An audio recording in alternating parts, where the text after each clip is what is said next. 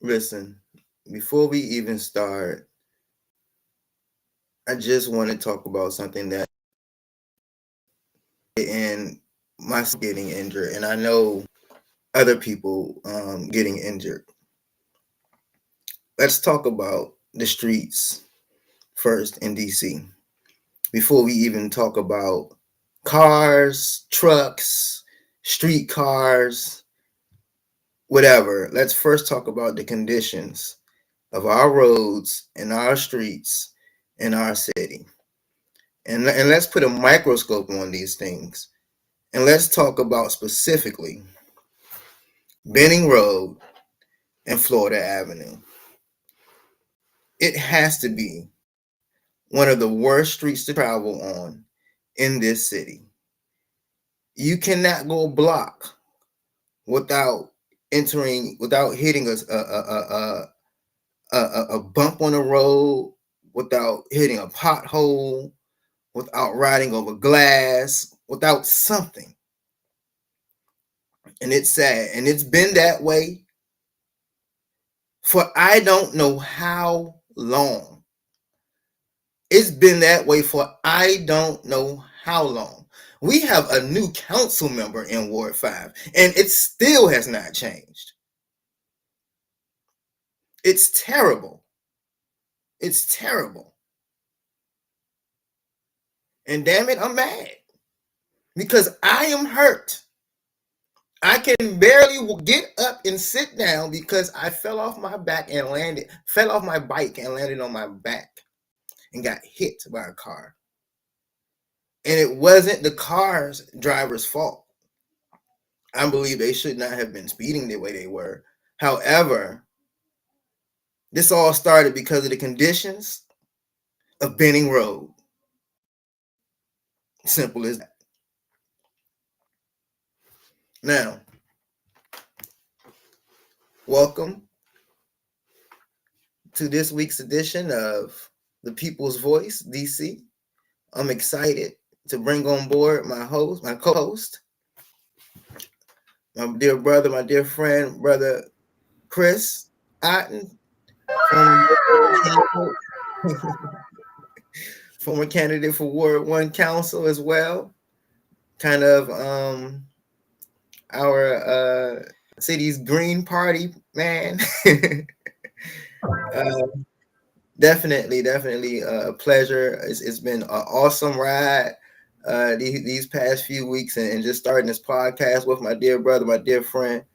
We don't agree on everything, but it's definitely been a journey. How are you this afternoon? I'm doing good. I've been reading my the latest book in the mix, Communist Manifesto. Took me back to some school time. To be illustrated with by Martin Rowson.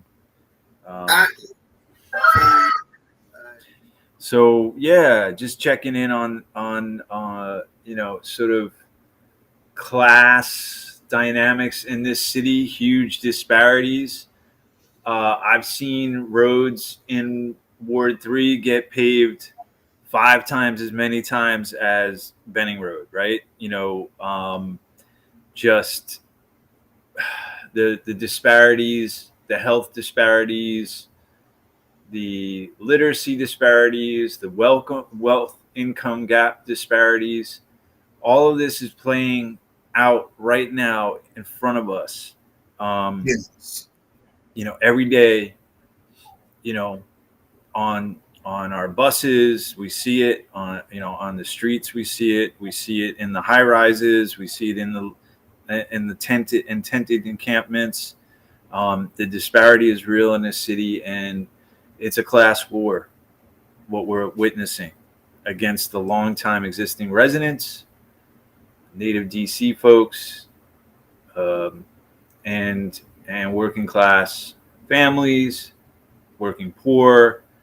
Anybody making less than $55,000 a year is written off by this political machine in the city. And we saw that with the budget. We talked about that a couple of weeks ago. So yeah, I'm just We just got to keep exposing, highlighting, talking about solutions, finding ways. That's why I joined this show with you, good Reverend, because I know that's a kind of a key thing that you always sort of try to pull out of any given situation is how do we solve the problem. So I thank you.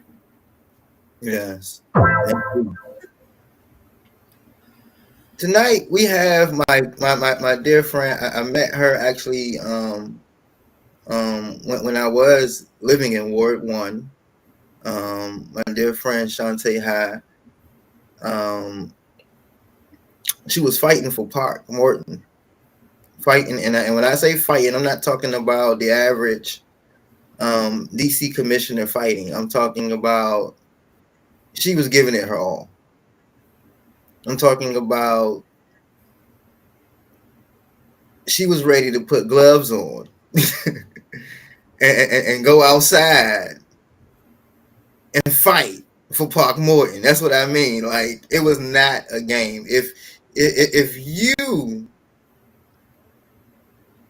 had an issue in your community, if you had an issue in your building, you want Shantae High fighting for you. You can count on her making some noise, and not just making noise, but getting results. So let's welcome to the people's voice, Shantae High. Yeah, boy. Yeah, boy.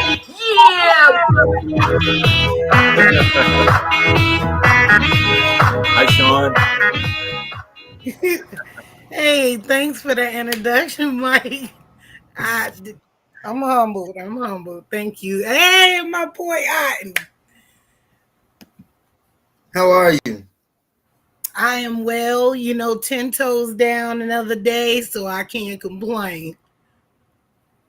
So let's just give. I saw this. It sounded like you had some comments to add to them street conditions. So I wanted to give you a chance to add your comment to that.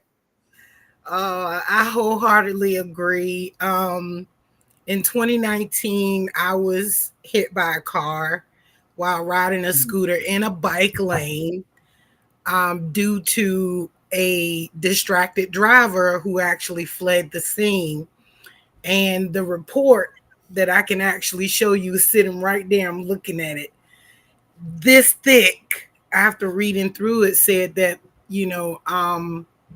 the witnesses had to go get the lady and bring her back. Wow. And just riding day to day, just riding on any given street right here in Ward 1, Ward 5, Ward 8 even, the potholes are atrocious. The sidewalks are even worse. Being in a wheelchair and you can't wheel down the side, because at one point in time I was wondering, why are so many people in wheelchairs in the street? Why aren't they on the sidewalk? But in some instances, the streets are smoother than the sidewalks. And in some instances, the sidewalks are smoother than the streets.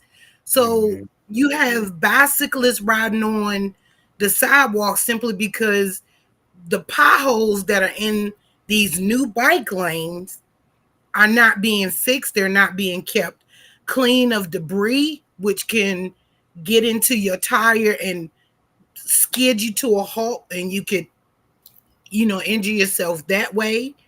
I really hate the amount of money that's being pumped into gentrification when these roads could provide jobs. I mean, a plethora of jobs all over this city. You. I agree, and I'll tell you, if you frequent downtown as I do, those roads are getting done, and I mean they get done overnight. I'm not exaggerating. Like, I promise you guys, I'm not lying. Like, I do. Yeah, like down there off of K Street, Yeah. K Street, parts of H Street, depending on the further end over by what's that going towards what is that area over there? I can't think, but H Street goes all the way over. It runs from like what is that? The corner Benner Road. They done messed stuff up with all that Goodness. chopping of the streets and stuff up. It is terrible. Like all from Benning Road from 8th Street. Let's just say from Heckinger Mall all the way through Gallaudet to Union, through Union Market, and it kind of stops and gets a little better starting at North Capitol Street. That's when it started getting a little better. Right. But that whole strip is a nightmare. It's a nightmare. Like literally, to avoid that, I literally will go down and take I'll take F Street. And when I come home towards 7, I take F Street, and I take F Street all the way to Maryland Avenue, and then I'll ride that. Like I cannot do Benning Road no more. I'll just take F Street, ride it to Maryland Avenue, and then make the right on Benning Road right there. But that's the best I can do. It's terrible. It is. I wholeheartedly agree with that. And there used to be a program in DC where if you ran into a pothole and it damaged your car, the city would pay for it. Well, that program, to my knowledge, still does exist and work. I'm not sure everything, but I know that I will say this. About a year ago, I had a friend no, it was about 2 years ago. I had first moved to Ward 7, and I had a friend near, and she was telling me, "Look what happened to my tires because of this pothole on Benner Road." But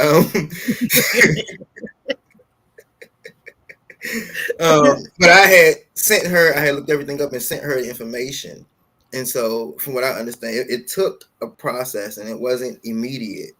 But she was compensated. Yeah, number one, I was going to say a lot of people don't know about that program. I feel like it needs to be better funded because the city refuses to fix the manholes, and I'm saying manholes, not just the covers, but these holes in these streets literally could hold a whole person at most times. You dig what I'm saying? It's ridiculous that when you drive over a pothole, one whole side of your car sinks down and almost scrapes the ground, the undercarriage. It's ridiculous. I agree. It's terrible. And another thing, like with the bike lanes, they've taken good chunks of parking spaces in front of people's homes, and they put these bike lanes here. Now, I don't own a bike, but I do know how to ride a bike, so I oftentimes use now those lanes to ride my roller skates in. Mm-hmm. And every time I see, I'm having to slow down because there are big rocks. There's sticks, twigs, debris in there, and some portions of the bike lane does have broken street particles there, and that is dangerous whether you're riding a bicycle, roller skate, skateboard, or a scooter. Yeah. Yeah, for me, I remember I totaled my car when I drove into a pothole. I didn't see it. It was at night, and I was just driving along, and I had a pretty low car at the time, and there was no lights on the street. It was, I want to say, in Capitol Hill of all places, but like, yeah, the next thing you know, I was in a pothole that was like, I want to say 1.5 feet deep and like 8 feet wide, like basically the width of the street. and I just was in it. And then it was like, it's like, what the, I got out of the car and half the car is in the pothole, and there was like a tiny cone like next to it that had nothing. And I was like, holy cow. So the car was all making all sorts of noises and stuff. And I brought it into the mechanic, and he said, your suspension is completely shot. You pretty much have totaled your car. And so, I mean, these sort of things add up for people making less than $55,000 a year. When you get that, that message from your mechanic, your car is totaled. That's huge. It really is. So, so between the dust and debris and the lack of sort of, putting plates over things and cleaning up the site, and, after they leave, while they're still working on whatever, like, the city just tends to, it's, I don't know, these contracts, they're supposed to include it all, but there's just no accountability. Right. And so that goes from the streets to the housing, like all this promise of affordable housing. Oh, give us this public land, we're going to build all this affordable housing. You think there's any accounting of that? They can't even do our streets right. Right. So there's just no accountability. It's just, it's all just spin, and we got to pay for it. Yeah, that's the thing that bothers me is the taxpayers their taxes are constantly going up, and they're paying huge, vast sums of money into taxes that, at one point you would see at the end of the year when you file your taxes, you would get it back. Now people are getting less than half of what they were getting, 5 years ago, 10 years ago.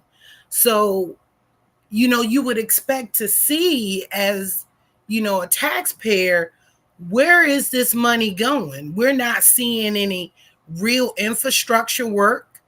The free DC Wi-Fi was up for a while, but then so many people were on it, it lagged.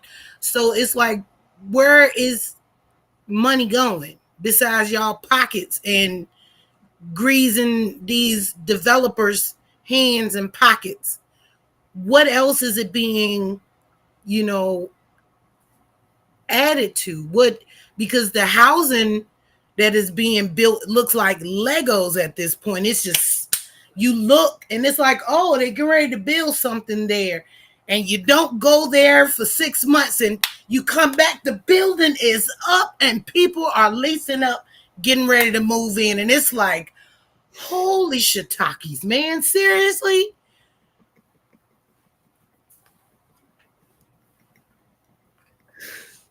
And this is why I wanted you on the show.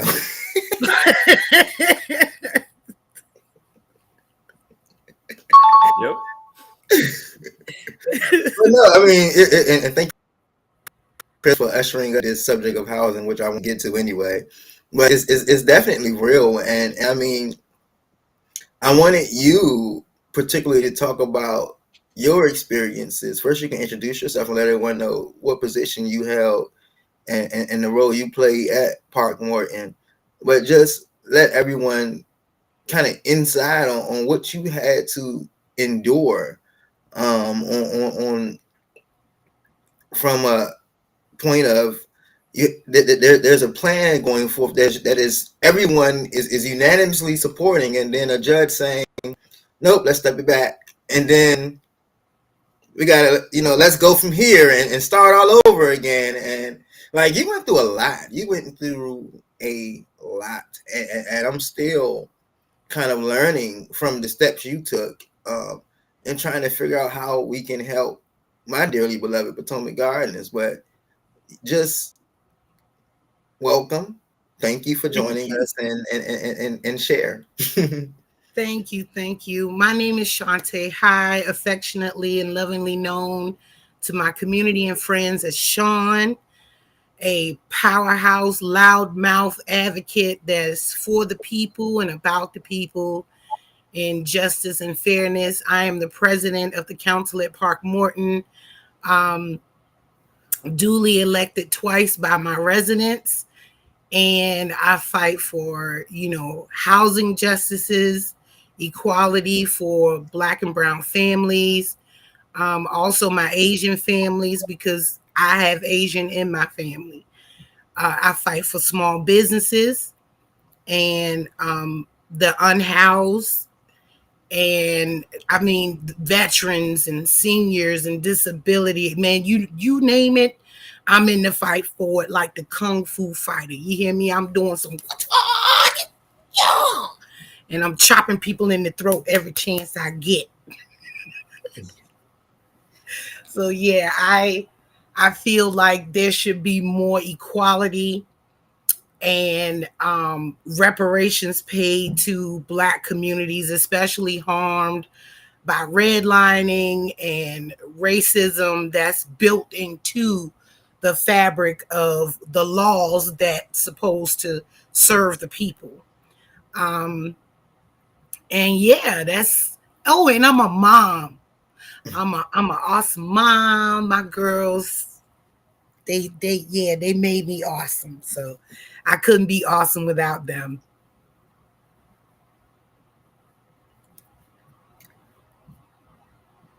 What would you say was the high point of your moment at Park Morton, and what was your lowest point at Park Morton? My highest point and my lowest point. Okay, I'm gonna start with my lowest point. My lowest point was when Housing Authority and the developers literally, and our Ward 1 council member, Brianne Nadeau, literally went behind the residents' backs, went behind my back, and stole the opportunity for us to have our Tenant Opportunity to Purchase Act, or TOPA, rights. That was my lowest point. Aside that, in conjunction with how the former leadership was attacking me on like every level. They were trying to unhouse me and my children based off the fact that I was trying to hold their feet to the fire to make them do right by the people. My highest point was being able to bring the community together, because we were so fractured. We were so fractured that we weren't really communicating with each other. One would talk to another in order to deliver a message to another. And after becoming resident council president, I was able to, like my rest in peace Reagan, when he told Mr. Gorbachev, tear down that wall. That was like me at that moment. I was tearing down the walls between the residents who were against each other and didn't know why they were against each other. There was a lot of COINTELPRO going on at Park Morton, and seeds of deceit and deception and malice being sown by Housing Authority, by TCB, that stands for the Community Builders, and by HOU, Housing Opportunities Unlimited, and by Latoya Thomas, who owns Brick and Story. So they used me to bring the residents to the table, and then they exile me once they had what they wanted. And I wouldn't shut up about that, so that upset them as well. So wait a minute, you did say something that I can't bend to as much as I used to. You did say something that kind of caught my attention. You said Brianne. You mentioned in that council member Brianne Nadeau. Now, I know council member Brianne Nadeau a little, but I do know also that she kind of champions like this housing, and she kind of champions She wants you to think that. You said what? Okay. I said, my mic was on. I got a hot mic, my bad. I was sitting there, I was like, she wants you to think that she's champion house. Oh, she's champion housing, all right, for the rich people. 80% AMI is not affordable to a disabled person who is living on 16, 17K a year. That's not affordable. It's not, I'm going to just use the word nice. It's not nice to kick Black families out of their communities and scatter them all over the city and make promises to them that you're going to help them return to their home, when in all actuality, you had no plans on doing that. You know, so behind closed doors, she's taking away green space. She's taking away really deeply affordable housing for people that can truly afford it. And she spins everything to make it seem like, oh no, everybody's lying against me. I'm not doing that. But I have proof. I did a FOIA on this woman, a Freedom of Information Act on Brianne Nadeau, and her emails show me the deception. It shows me she's a snake in the grass. And it's like, I gotta relate to my man DMX when he said, the rat, the snake, the cat, the dog, how you gonna live if you living in the fog? And basically in that, you got to take from the fact that you got to cut down that grass in order to see the snakes. And Brianne is the snake. And every time I call her out, she goes and spins it somewhere else where, oh, Miss High is lying on me. She is not telling the truth. Let me just explain to you this, that, and the other. If she were actually doing her job, this recall wouldn't be in effect. And she wouldn't be way out in Chevy Chase, Maryland, getting money out of private citizens and developers or whoever is funding her. Don't sign the petition campaign. And then she's trying to spin it and put it on Republicans.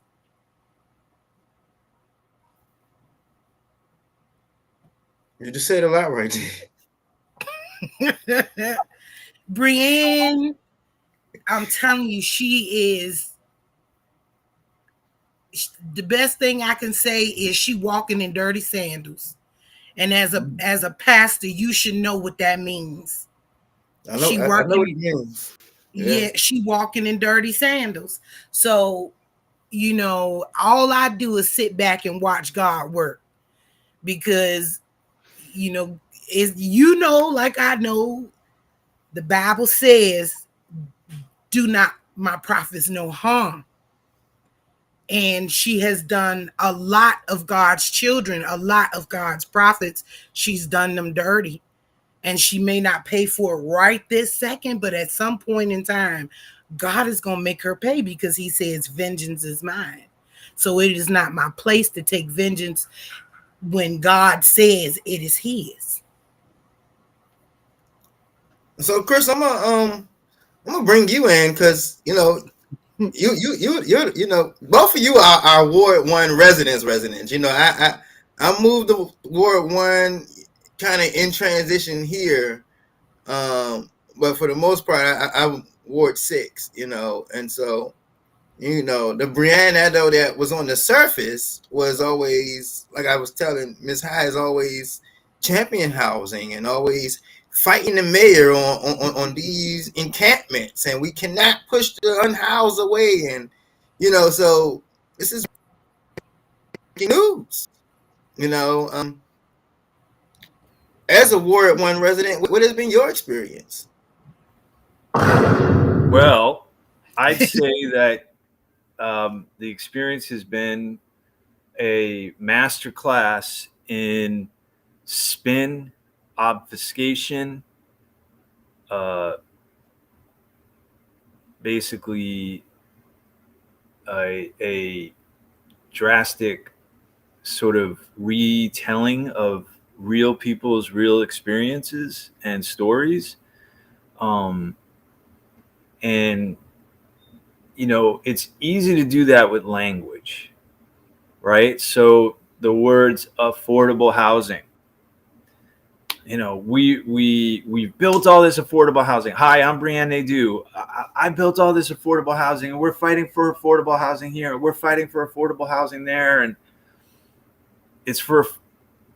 that means housing for people making more than $55,000 a year.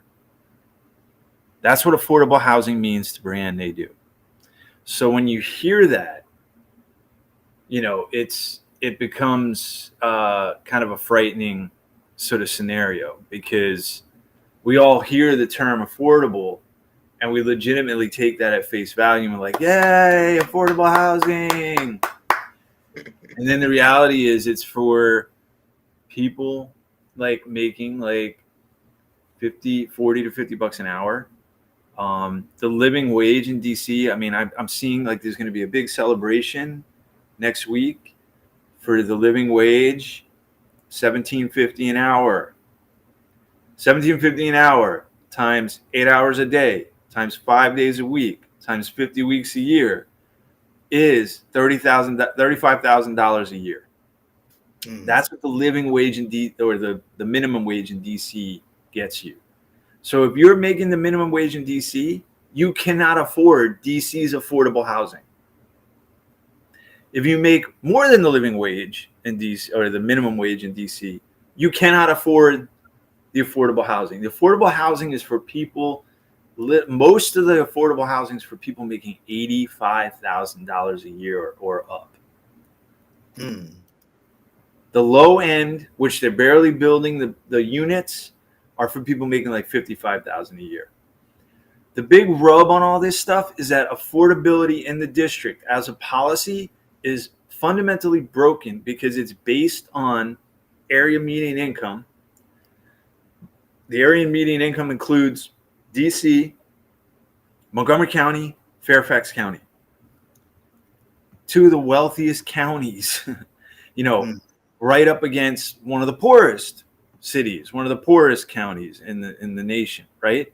And so you skew everything up to this AMI, which is why you have such astronomical like amounts, that we're talking about what you could qualify, who can qualify for DC's affordable housing, somebody making $85,000 a year, because the AMI is closer to, 100,000 plus a year for a single person. That's the AMI in this area. And so also it's going up every year. It's a hockey stick curve. So the AMI has gone from 100,000 a year for a single person. That's where it's at about right now. 5 years ago, it was at like 85,000. So, 3 years before that, it was like 65,000.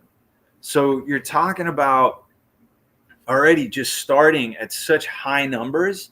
And because wealth begets wealth and displacement begets displacement, the number is just skyrocketing right now. So the AMI is like on a hockey stick curve. It's been like this, and now it's like this. And as the AMI goes up, affordability decreases because the pool of people who qualify for the affordable housing gets bigger and bigger.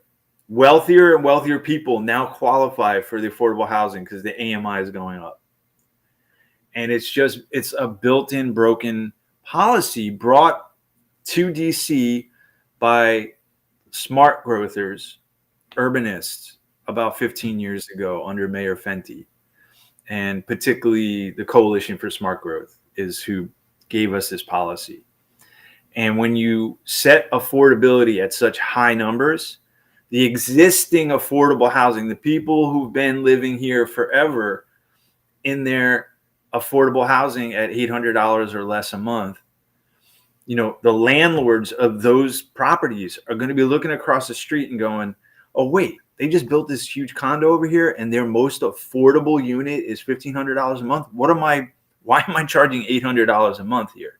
And they'll figure out any kind of way to get people out, whether that's eviction court, whether that's harassment, whether that's, mold or just neglect. And in very real cases in DC, we've seen it, burning folks out of their apartments. Burning folks out of their apartments. It happened in Adams Morgan. I mean, this is how vicious this real estate machine, turning community into commodity, turning our networks, our people networks, into profit networks. It's horrendous. And DC is really sort of on the front line of this. When you look around the nation, they've taken the cue from DC. New York, taken the cue from DC. Chicago, taking the cue from DC. If you could do this in DC, Chocolate City, and get away with it by black and brown leaders, essentially, who are I say leaders loosely, officials who are pushing these policies and using the spin, the language to cover up the reality, to make themselves sound good. We're building all this affordable housing,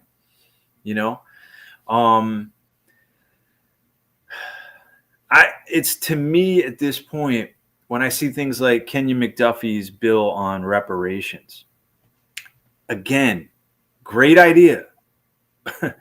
About time, 400 years late, but it's happening. Good. We're having a conversation, but this study, the bill is about a study. What else do we need to study, folks? Isn't it all very apparent at this point? To me, it's sort of it's the slow play that's so frustrating. It's the excuses not to act for real people in real dire situations. Pointing back to Sean, I mean, who can forget the excuse? Folks at Park Morton wanted to stay in Ward 1 near their networks that they've had for decades, right? Next to their doctors, next to their pharmacists, next to their neighbors, their cousins. Instead, they were dispersed to the wind. But before dispersing them, Brianne and the Housing Authority brought a proposition by the Park Morton neighbors, right? And basically, said, look, you all just gave away this public property at where the Whole Foods is. It's called the Wren. And there's hundreds of new units in there. And there's affordable units in there. Why don't we all move there, which was literally 4 blocks away. Am I right, Sean? Yep, that is correct. And basically, Brianne came back with this excuse. Oh, you guys don't make enough money to move to the Wren. The Wren being public land, public assets, public money, funding the developer to build all this awesome affordable housing that somehow Sean and her colleagues and her neighbors and her cousins and friends and people, the real people of Park Morton, couldn't afford. To me is so outrageous, right? Because now all of the Park Morton folks, just like Sursum Corda, just like Arthur Keepers Carrollsburg, just like Lincoln Manor. I mean, you can just pick a public housing complex or pick a co-op that's been situated in DC for a long time that has been dispersed. Where do those folks actually come back? When do they come back? In what auspices are they helped while they're away? This is part of reparations as far as I'm concerned. And, we don't need a bill to study it. We can act on reparations right now by helping the folks who deserve to be helped now, not later, not, sometime in the future, like actually right now. And that's where I'm at with the folks that reach out to me and why I help, what I do with service to the folks. Yes. Chris has been very vital and instrumental in helping me to protect as much as Park Morton for as long as I could protect Park Morton. He has even facilitated, and let me tell you how dirty Let me tell you how dirty this redevelopment team, and Chris can attest to this. Now watch this. In the beginning, when Bruce Monroe Park was selected as our quote unquote build first site, literally I call them the conglomerate, because it's just like a bunch of entities with acronyms slapped together, and they're all just conspiring to get poor people out of their neighborhood. So I call them the conglomerate. So the conglomerate got together, starting with Brienne and Kent Bates, and made a dirty deal behind closed doors to get Bruce Monroe Park. Once that was on the table and they started citing that they was going to build, affordable housing there, blah, blah, blah, and a senior building and woo, woo, woo, there was animosity that happened between the friends of Bruce Monroe and Park Morton. And we had no instrumentation in any of the Park Morton had no instrumentation in fighting with the friends of Bruce Monroe. Chris came in and facilitated a meeting. Well, first it started with William Jordan, because William Jordan introduced me to Dave Bobeck, who was leading the lawsuit for Bruce Monroe Park. And then after I met with Dave, Dave went back and told everybody else, hey, she's not as bad as you think she is. They up there, don't believe the hype, pretty much, he was telling them. So then before you go on, because I want to include this in your response too.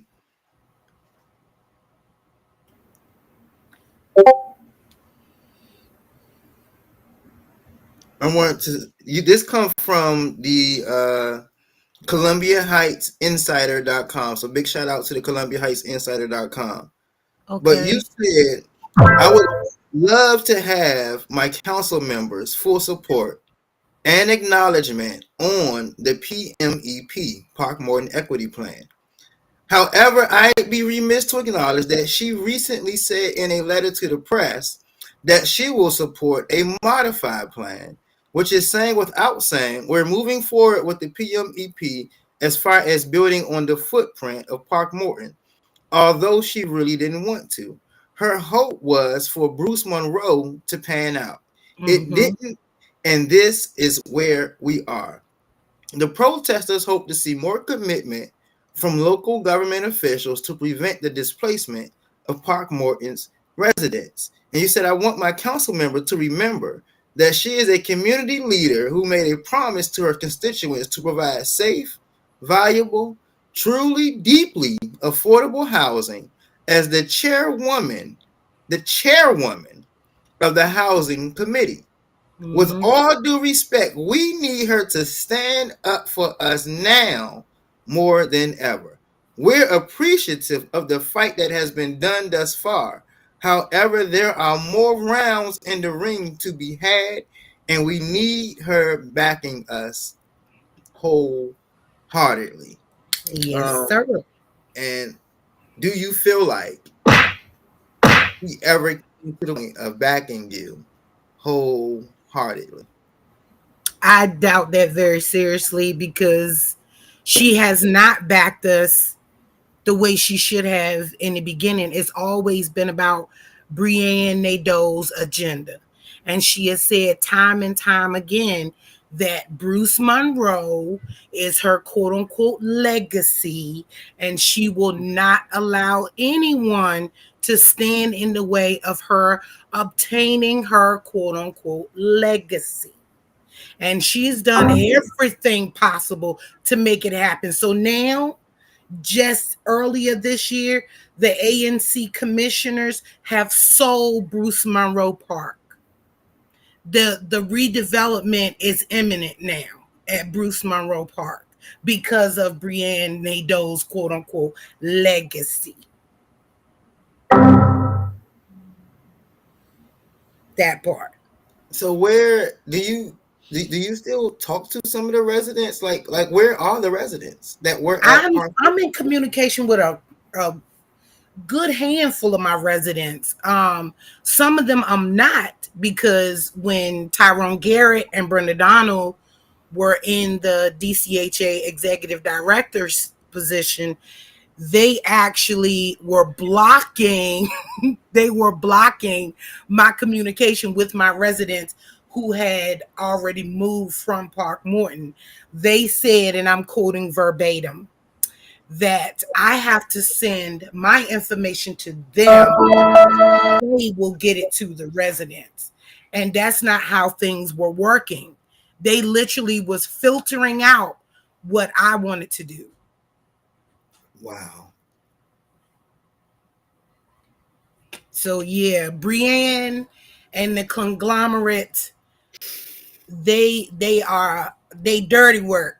They are dirty work. All of them walking in dirty sandals, and they greasing each other's palms. It's ridiculous. So, first, are you a Democrat? I am a libertarian. I was a Democrat when I moved to the District of Columbia. I stayed a Democrat for quite some time, and then I switched to an independent. And I was an independent for like maybe 10, 15 years. And then in 2018, I switched to being a libertarian because I did more reading on them, and I support their values, that what they are, despite the fact that there aren't very many Black libertarians. So I tend to set a precedence. No, I was just asking to basically come to the conclusion. I just imagine you're probably supporting the recall. I am supporting the recall.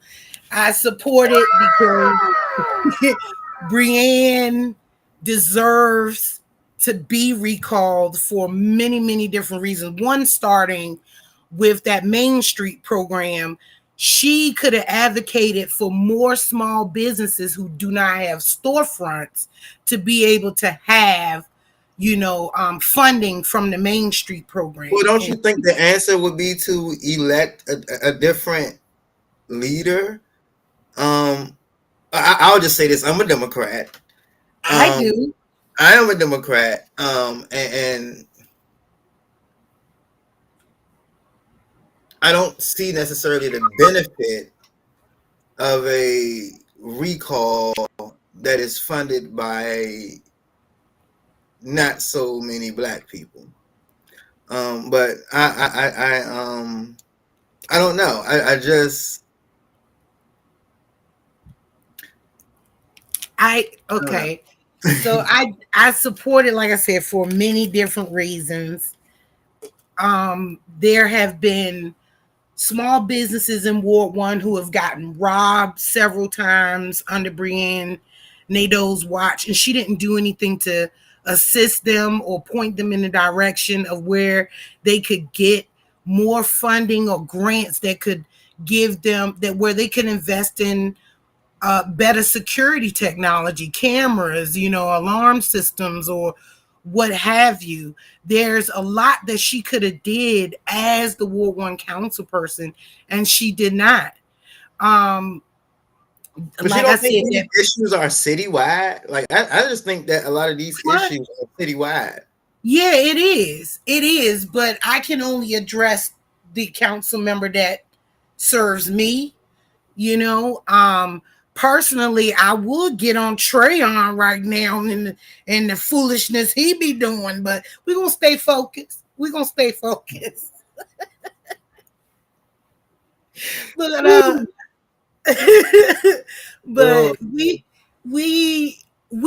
I agree with you. We need to elect better representation. We need to hold our representation accountable. Mind you, I can hold myself accountable knowing that I voted for Brienne one time, and that's when she first ran against Jim Graham. I voted for her not knowing what I was doing. If I had known that she was Jim Graham. Yeah, she ran against Jim Grant. Jim was doing Park Morton. Rest in peace, Jim. He was doing Park Morton dirty at the time, so I felt like, okay, if you're gonna do that, and our resident council president at that time, the late great Miss Marie A. Whitfield, was also our ANC commissioner, and Jim had did some sneaky stuff by changing the borders so that Miss Whitfield could not represent Park Morton the way she had in the past, and that really got under my skin. So I was like, okay, you gone, dude, you gone. So I voted for Brienne. In Ward 1 that you would support to be council? I in this last election, I wholeheartedly voted for Mr. Otten, and I took a picture of the shaded in dot right there and let people and put it up on my social media that I have voted for Mr. Chris Otten. Yes, I did. And I hope the 20% that voted for him go back and talk about the fact that we voted for him because of these reasons. There was 20% of people that just wasn't in agreement with what Brienne was doing. So that shows you people are changing. They're seeing the real her at this point. And you know, I can't knock the recall. Somebody jumped out there and did. I would have did if I didn't have so much to do already. Ooh. Lord, no. I told you I need 40 clones, but the world can't handle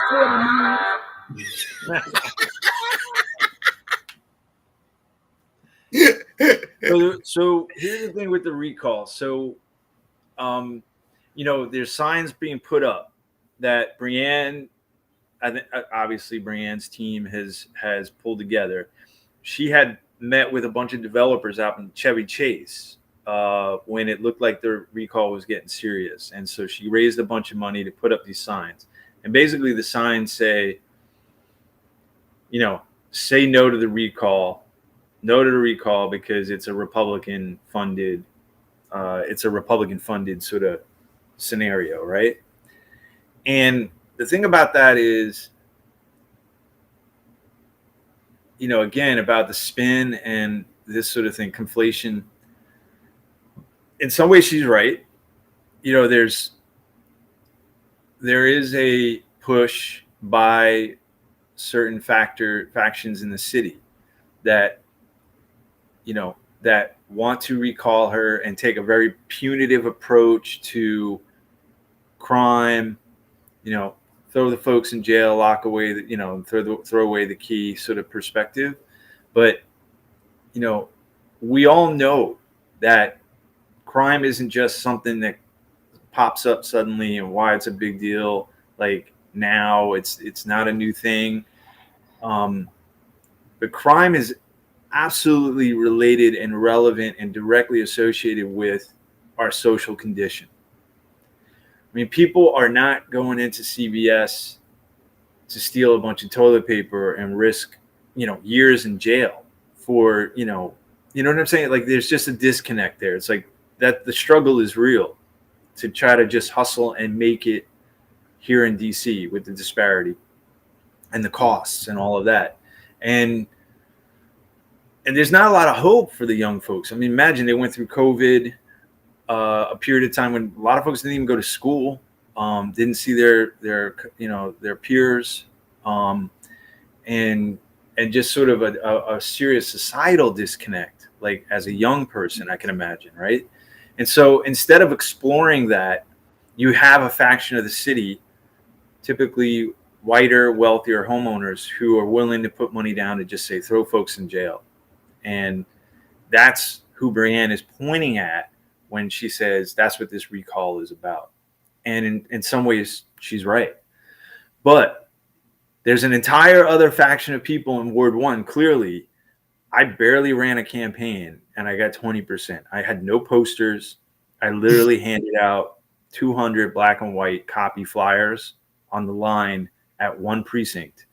So there's obviously discontent enough that 20% of the voter electorate said, we don't want her. And that there's a faction of that is, yeah, kind of this rightish, Republicanish leaning type. There's a big faction of it too that sees through the spin, progressives who know Sean, who know others, who have seen that for every public asset we give away, whether it's 965 Florida Ave, Bruce Monroe, Park Morton, 1617 U Street. I mean, the list can go on and on. The amount of public assets that we give away for developers to produce affordable housing, we went through that earlier. Every dollar left on the table, or in the case of McMillan Park, every dollar we actually gave the developers to take the land from us, which is about $100 million.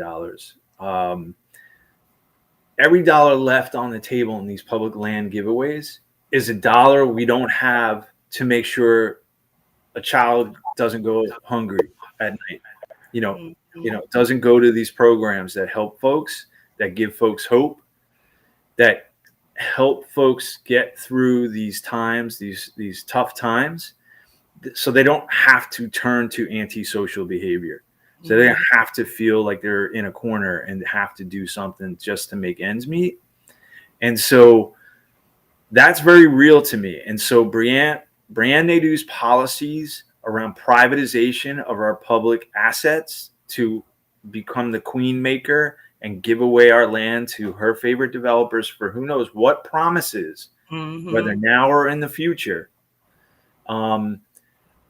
as if this land is hers to give away. It's not our collective land. That sort of policy people also see as directly harmful, directly related to crime. Yes.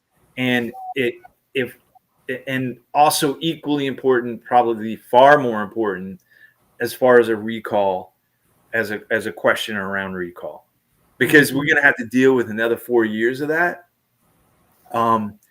Interestingly enough, I haven't really participated much with the recall efforts, and it's in part because, there is a very real association with these sort of right-wing types that are involved in there, and you can be, it can be really sort of stigmatizing to be associated. And she's playing on that. Brianne is playing on that with these signs.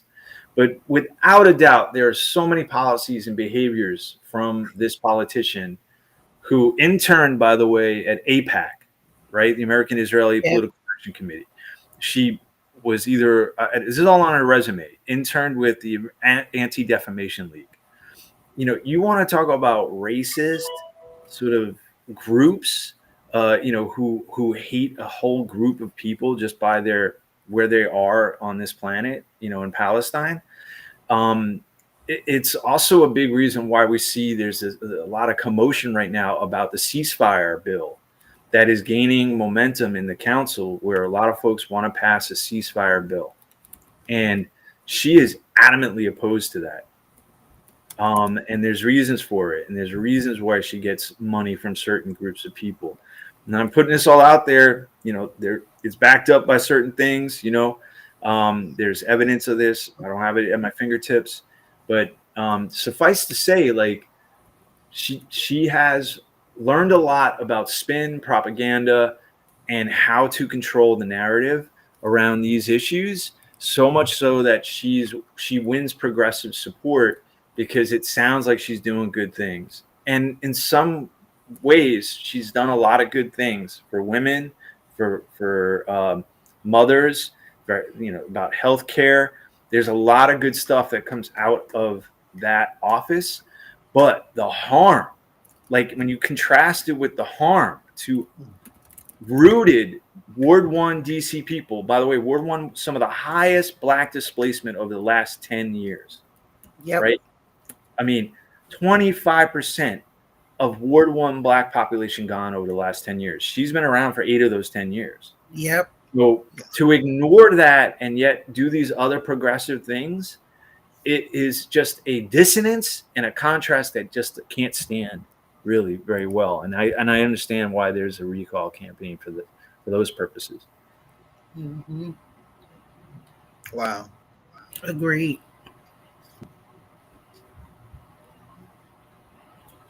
So I just want to add that in the beginning of this whole redevelopment process, Greater Washington was working with me. And then the minute I changed course on them, because, and people bring up the fact that in 2015, I gave a testimony at the council hearing and I read a poem and I owned every bit of that. I didn't deny it because it's in the archives. But the reason I changed course is because when I got elected as resident council president in 2017, I was made privy to documents that I was not made privy to as a regular resident. And because I was able to see these documents and read through them and able to discern on my own that this was not benefiting us, it was benefiting, the developer and anybody else who had money into it, including Bua Bamente of Dante's Partners, who actively last year in July, a year ago this month, called me and all but cussed me out about, do you have money invested in this? I said, me and my children's lives are invested in this, and that's better than money. So I don't know where he was coming from with that, but I told him straight, we are not going to have this conversation if you continue to yell at me. And he got, and Miss High said, goodbye, click up, and hung right up on Bua. I ain't playing that. Because, look, I got a little Nigerian in me, too. And if you want to meet me in the streets, I'll meet you. I ain't got no problem with it. So, Good Rev, your mic's muted. Yeah, you muted, Mike. I said we're going to keep this a family show, amen. We are. We're going to keep it a family show, but I just want to let Bua know that that's not right to treat people that way. And hindsight, if you didn't know, I own my own business, High Alert Emergency Preparedness. You can Google it. Please go to HAERprep.com to view my website. And I actually gave Bua a business proposal. It was actually one he couldn't refuse. It benefited both of us. You know what I'm saying? And in short, you're building all these new buildings because he had told me his house got flooded. I said, oh, it sounds like you need me. He didn't want to acknowledge that, but emergency preparedness, over $1 billion. The government has, invested over $1 billion in emergency preparedness. And as a well certified, and when I tell you well certified, I got to go to my website now and add the 3 more new certificates I just received to my website. I am the most. Look, somebody called Genesis World Book of Records. Yeah, we got to talk about. We didn't get a chance to talk about the emergency preparedness portion. We only talked about housing today, so we got to get you back on to talk about that portion. You just all of it goes together, though. The whole doula experience. We got to talk about all of it. So all of that ties together because a lot of our residents were displaced. They used the flooding of Park Morton to help displace us. Yeah. Right. Yeah, we definitely enjoyed you. and I can't wait to hear what listeners thought, and I'm sure they all enjoyed you. It was definitely a pleasure. We definitely got to have you back sometime. Did you have any last words you wanted to share? Just thank you so much for this opportunity. I'm always a supporter of yours and Chris's. It has been an honor, a privilege, and I cannot thank you all enough for being able to put people's voices out there to let the truth be heard. I believe in that. Chris, did you have any last words you wanted to say before we leave? Just blessings be for everybody listening. I hope it was productive and informative. Obviously, we are connected through all of these networks now, and if you heard something tonight that you want answers to or questions about, don't hesitate to hit up risingvoicesdc@gmail.com. And then we can weigh in together offline as well. That's right. Before I leave, I just I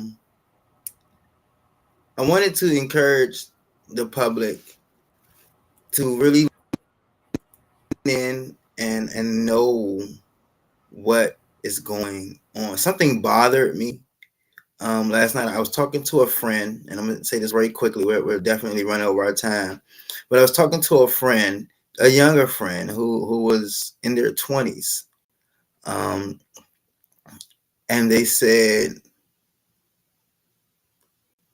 we will not participate. Our generation just won't participate in elections. Nothing is going to change anything. Just had a very negative attitude, and you hear it all the time, but it just really took me on how sincere and how serious this person was. Like the faith was completely lost. And as a party, as a member of the Democratic Party, a lot of us are getting to a place where faith is completely lost. It's months before the presidential election, and we aren't even sure about who's representing us. As far as I'm concerned, it's going to be Biden, and I'm going to support him 100%. But we shouldn't be questioning this right now. It's out of hand. So I need everyone that's listening to look internally at what you want your community to look like, what you want your community to be, and not just what your community can look like and be for you, but who do you want to be for your community? And I think when we answer them questions, it can change a lot of things. So I just wanted to leave you with those two questions. Really quickly, there's also it's been extremely hot all week long. I feel like all this whole summer long, it's been a heat advisory. So I just want everyone to make sure that you are staying safe. Practice heat safety wherever you are. Heat-related injuries are preventable. Protect yourself and others from the impacts of heat waves. Stay hydrated. Take breaks when you're at work. Be in the shade if you're outdoors. When you're indoors, check on the elderly, check on the sick, check on those without AC. And let me add, check on those without central AC. I am from Potomac Gardens. The AC units in the window will blow out hot air when it's hot. Okay, it's not blowing out cold air; it's blowing out hot air. Hot air. Yeah. Okay. Well, if you're in a vehicle, never leave kids or pets unattended. It shouldn't be said, but it's done every day. Yes. Outdoors, please limit strenuous outdoor activities. Find shade and stay hydrated. This is the people's voice. I am Pastor Mike. And until next time, goodbye.